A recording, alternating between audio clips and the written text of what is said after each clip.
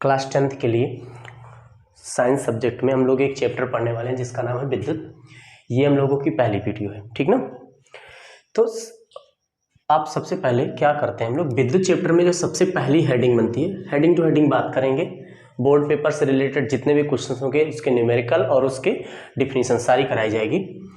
तो सबसे पहले जो विद्युत चैप्टर में जो सबसे पहली हेडिंग बनती है वो बनती है वैद्युत आवेश के बारे में।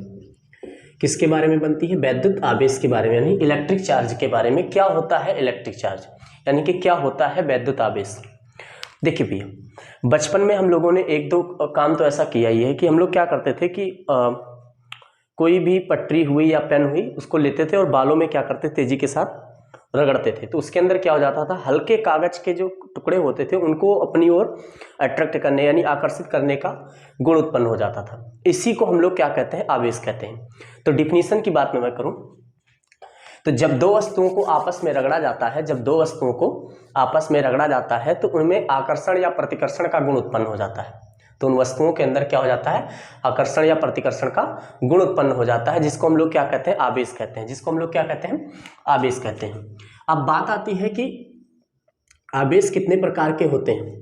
पहले तो बात समझ में आई आप लोगों को कि आवेश क्या होता है। जब दो वस्तुओं को आपस में रगड़ा जाएगा तो उनके अंदर चाहे आकर्षण का और चाहे प्रतिकर्षण का गुण उत्पन्न हो जाता है, जिसको हम लोग क्या कहते हैं, आवेश कहते हैं। और आवेश दो प्रकार के होते हैं बाबू। नंबर एक होता है पॉजिटिव यानी कि धनात्मक आवेश, नंबर एक होता है बाबू धनात्मक आवेश, और नंबर दो होता है ऋणात्मक आवेश यानी कि नेगेटिव चार्ज, ऋणात्मक आवेश। और ये जो धनात्मक और ऋणात्मक आवेश है इसके जो खोज करता है, मतलब इसको जो खोजा था वो है बाबू Benjamin Franklin. Benjamin Franklin, Benjamin Franklin. तो बताओ आवेश समझ में आया? आवेश समझ में आया कि जब दो वस्तुओं को आपस में रगड़ा जाता है तो उनके अंदर आकर्षण या प्रतिकर्षण का गुण उत्पन्न हो जाता है, जिसको हम लोग क्या कहते हैं, आवेश कहते हैं। और आवेश कितने प्रकार के होते हैं, दो प्रकार का। नंबर एक धनात्मक आवेश, नंबर दो ऋणात्मक आवेश। और आवेश की जो खोज करता है वो कौन है, बेंजामिन फ्रैंकलिन है। अब थोड़ी सी बातें और समझते हैं अगली हेडिंग में कि देखिए भैया, समान ध्रुव जो होते हैं यानी सेम पोल, यानी कि अगर हम बात करें तो जैसे पॉजिटिव चार्ज है और पॉजिटिव चार्ज है, निगेटिव चार्ज है और निगेटिव चार्ज है, तो इनके अंदर क्या होगा, प्रतिकर्षण की क्वालिटी आएगी, यानी प्रतिकर्षण यानी रिपल्सन का गुण उत्पन्न होता है, प्रतिकर्षित होते हैं ये। लेकिन अगर क्या हो जाए, एक निगेटिव हो एक पॉजिटिव हो, या एक पॉजिटिव हो और एक निगेटिव, मतलब समझ रहे हो, अपोजिट पोल अगर होते हैं, मतलब विपरीत अगर ध्रुव होते हैं या विपरीत आवेश एक दूसरे को आपस में क्या करते हैं बाबू, आकर्षित करते हैं। क्या करते हैं, आकर्षित करते हैं, अट्रैक्शन की क्वालिटी होती है। फिर से बोलना चाहूंगा कि आवेश के अंदर क्या क्वालिटी पाई जाती है कि समान ध्रुव जो होते हैं, मतलब सेम पोल, समान ध्रुव क्या होते हैं, एक दूसरे को प्रतिकर्षित करते हैं। जैसे 5 कूलाम का आवेश अगर इधर है, अभी मतलब नहीं समझोगे आप, या मान लो आप 5 कूलाम का आवेश है ना, और इधर भी 5 कूलाम का आवेश है, तो एक दूसरे को आकर्षित नहीं करेंगे, क्या करेंगे, ये एक दूसरे को प्रतिकर्षित करेंगे। क्या करते हैं, प्रतिकर्षित करते हैं।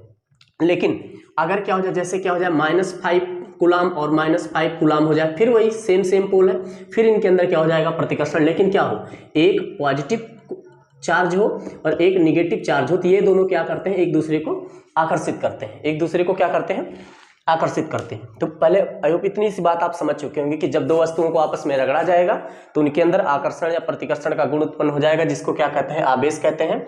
और आवेश दो प्रकार के होते हैं, धनात्मक आवेश, ऋणात्मक आवेश। खोजकर्ता कौन है, बेंजामिन फ्रैंकलिन। और आवेश के अंदर कुछ क्वालिटी पाई जाती है। पहली चीज बाबू की समान आवेश जो होते हैं वो एक दूसरे को क्या करते हैं, प्रतिकर्षित करते हैं, लेकिन जो विपरीत आवेश होते हैं वो एक दूसरे को क्या करते हैं, आकर्षित करते हैं। आई होप इतनी सी बात आप समझ चुके हो। अब थोड़ी सी क्वालिटी और समझते हैं, बात को समझना आप जो है, इतना मैं मिटा दे रहा हूं।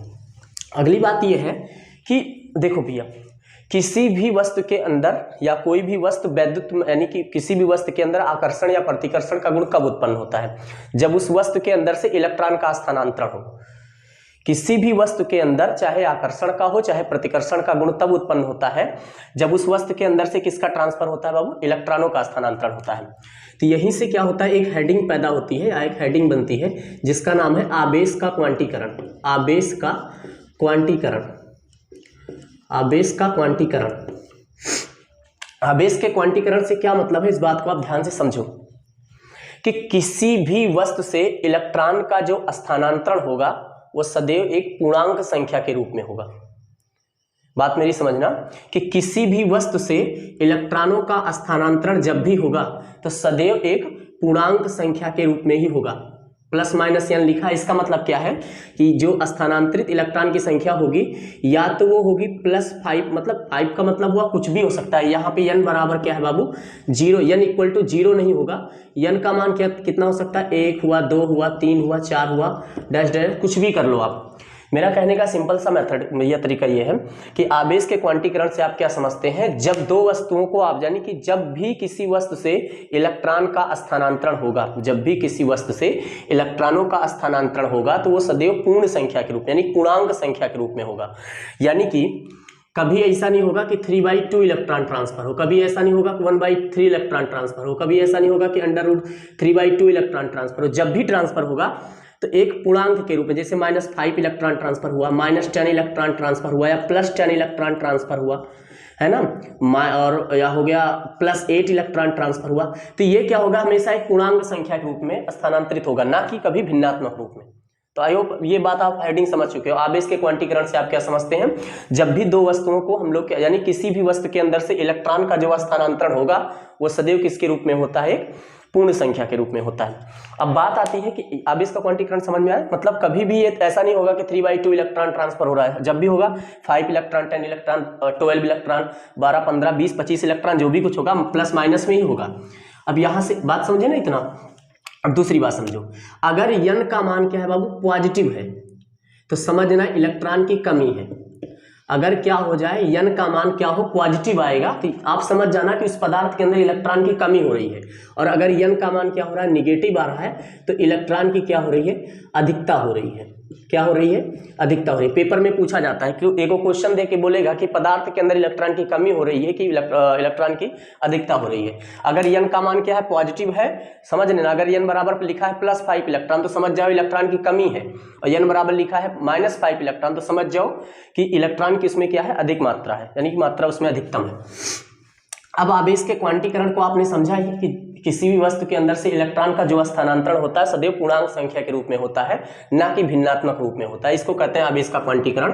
और इसका जो फार्मूला होता है Q बराबर +-ne, Q बराबर +-ne। बात समझ में आ रहा है। जहां n बराबर क्या है, स्थानांतरित इलेक्ट्रॉन की संख्या,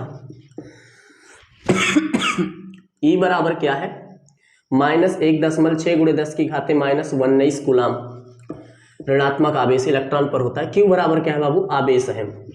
Q बराबर क्या है, आवेश है। थोड़े से एग्जाम्पल समझते हैं। यदि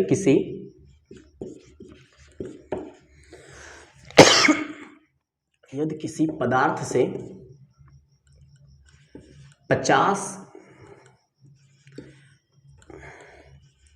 8 इलेक्ट्रॉन, यदि किसी पदार्थ से 8 इलेक्ट्रॉन स्थानांतरित होता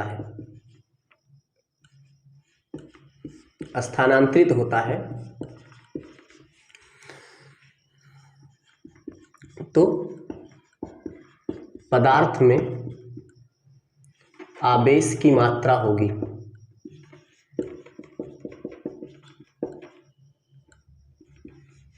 पहली चीज, n बराबर दिया है 8 इलेक्ट्रॉन। कितना इलेक्ट्रॉन, 8 इलेक्ट्रॉन। तो इसका मतलब हुआ n का मान देख लो बाबू, का है, पॉजिटिव है। n का मान किस में है, पॉजिटिव है। इसका मतलब क्या है, इसका मतलब इलेक्ट्रॉन की कमी हो रही है। भले बा, पहली कंडीशन। दूसरी बोला है आवेश का मान कितना होगा, तो गिवन कर लिए n बराबर कितना, 8 इलेक्ट्रॉन, और Q बराबर कितना है, क्वेश्चन मार्क है। तो हम फार्मूला जानते हैं, कौन सा फार्मूला, आवेश के क्वांटीकरण का क्या फार्मूला होता है, Q बराबर होता है +-ne।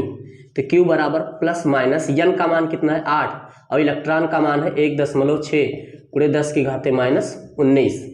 ठीक, ये माइनस माइनस क्या प्लस ही हो जाएगा, तो ये आप प्लस रहने ही दो लगाने के लिए यहाँ पे, तो यहाँ पे हो जाएगा प्लस माइनस, प्लस हो जाएगा। तो प्लस में कितना हो जाएगा, कैलकुलेशन हो जाएगा ना इसका इतना। हाँ, अरे आप इतना करके आंसर कर दो आप इस पे तुरंत। अच्छा, तो अब क्या हो गया, थोड़ी सी बातें और समझो आप, थोड़ी सी बातें यहाँ पे आप और समझो। कहाँ गया कपड़ा?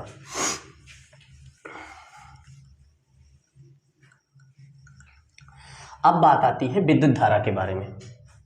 आपको मैंने बताया विद्युत आवेश के बारे में, फिर मैंने बताया आवेश के क्वांटीकरण के बारे में। अब उसके बाद हम लोग बात करेंगे विद्युत धारा के बारे में कि विद्युत धारा क्या होता है। ठीक, यानी इलेक्ट्रिक करंट है क्या चीज।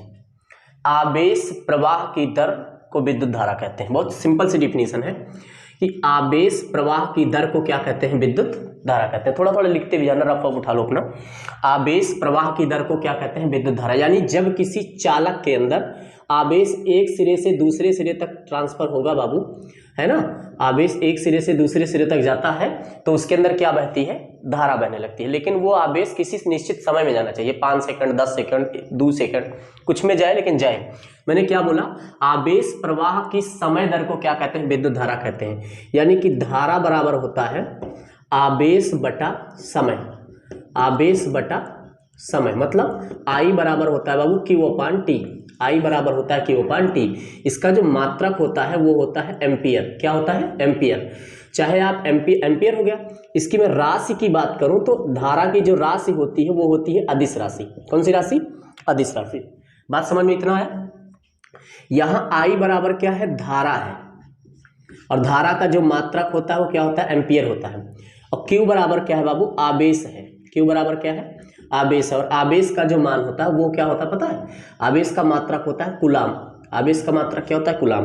और T बराबर क्या है बाबू, समय है। T बराबर क्या है, समय है। समय का जो मात्रक होता है वो होता है सेकंड। समय का मात्रक क्या होता है, सेकंड। समय का मात्रक क्या होता है, सेकंड। तो इतनी सी बताओ बात आप समझ चुके हो। आवेश प्रवाह की दर को क्या कहते हैं, विद्युत धारा कहते हैं। आवेश प्रवाह की दर को क्या कहते हैं, विद्युत धारा कहते हैं। I बराबर क्या होता है, Q/T। I बराबर क्या होता है, Q/T। अब थोड़े से इसी पे न्यूमेरिक समझते हैं, बात को समझो। एग्जाम्पल्स इसका कैसे लगेगा ध्यान से देखो। यदि किसी तार में 25 कूलाम का आवेश, 25 कूलाम का आवेश 5 सेकंड में प्रवाहित हो, 5 सेकंड में प्रवाहित हो, तो चालक में, चालक बोले तो तार में, चालक में प्रवाहित धारा होगी। तो चालक में प्रवाहित धारा या बहने वाली धारा होगी। ठीक भैया।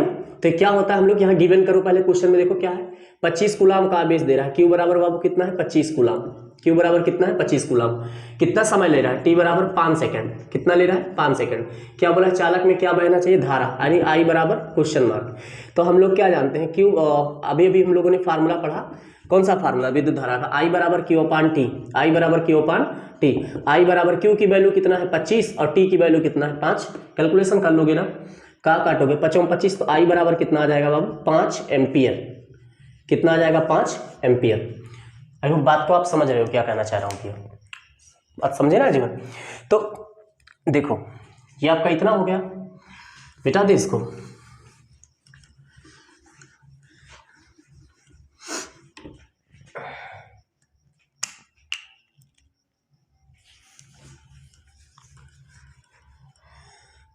अगली बात समझते हैं हम लोग। अगली जो हेडिंग है वो है विभवांतर। क्या चीज है बाबू, विभवांतर। अभी न्यूमेरिक देखो, जैसे ही विद्युत का एक एक क्या कर रहे हैं, जैसे जैसे डिफिनीशन पढ़ा रहे हैं उसी पे एक एक दो दो न्यूमेरिकल बताते चल रहे हैं। जैसे ही विद्युत चैप्टर खत्म होगा तो एक दो वीडियो में हम लोग केवल न्यूमेरिकल पढ़ेंगे। तो आपकी जो बुक्स होगी, बुक्स का ही हम लोग क्या करेंगे, न्यूमेरिकल वगैरह देखेंगे। विभवांतर, विभवांतर किसे कहते हैं, देख बाबू, एकांक आवेश को एक बिंदु से दूसरे बिंदु तक, यानी एकांक आवेश को एक बिंदु से दूसरे बिंदु तक लाने में किया गया कार्य, एकांक आवेश को एक बिंदु से दूसरे बिंदु तक लाने में किया गया कार्य क्या कहलाता है, विभवांतर कहलाता है। क्या कहलाता है, विभवांतर कहलाता है। तो इसका जो विभवांतर बराबर होता है, फार्मूला विभवांतर बराबर होता है, वो होता है कार्य बटा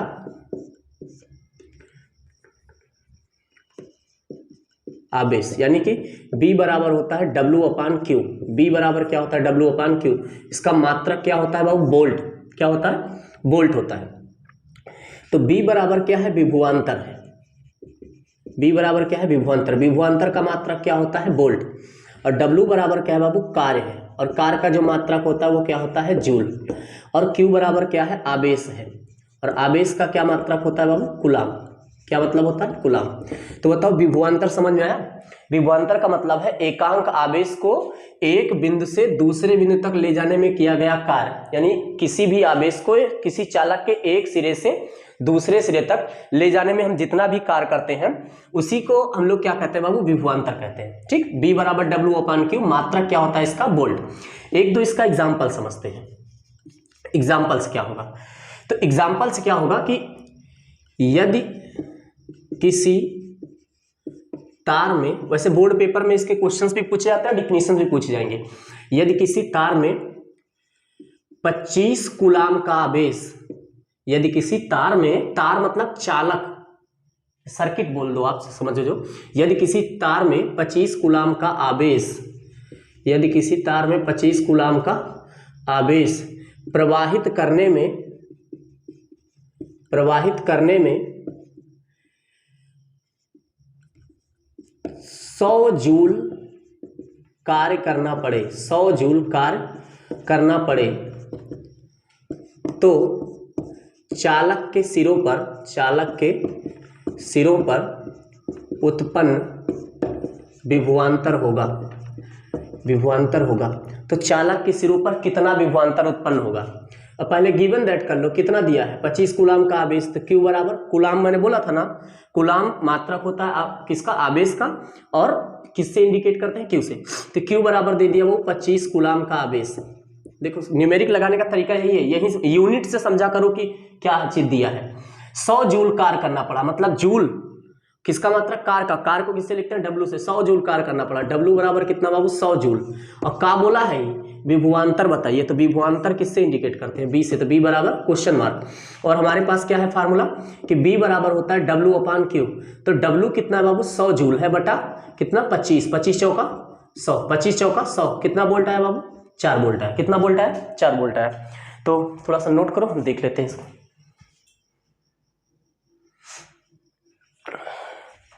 ठीक ना, तो बताइए आप लोगों को मैंने क्या पढ़ाया, इतनी बातें समझ में आई। मैंने आप लोगों को पढ़ाया विद्युत आवेश, विद्युत आवेश के बारे में मैंने बताया आवेश का क्वांटीकरण, दूसरी हेडिंग। तीसरी हेडिंग मैंने बताया विभवांतर की, सॉरी विद्युत धारा की, और विद्युत धारा पे मैंने एक न्यूमेरिक बताया। फिर विद्युत धारा के बारे में मैंने बताया विभवांतर, फिर आपने लगाया विभवांतर के बारे में। तो 4 हेडिंग मैंने अभी आपको पढ़ाई है केवल। और पहले हम लोग क्या करते हैं, 2 मिनट लगेगा, चारों हेडिंग एक बार फिर से पढ़ लेते हैं। ये नोट हो गया ना इतना, देखते हैं हम लोग। ये हम लोगों की वीडियो फर्स्ट है। हम लोग क्या करेंगे कि बस देखो 1-2 क्वेश्चन देख लेते हैं, फिर बात करते हैं हम लोग।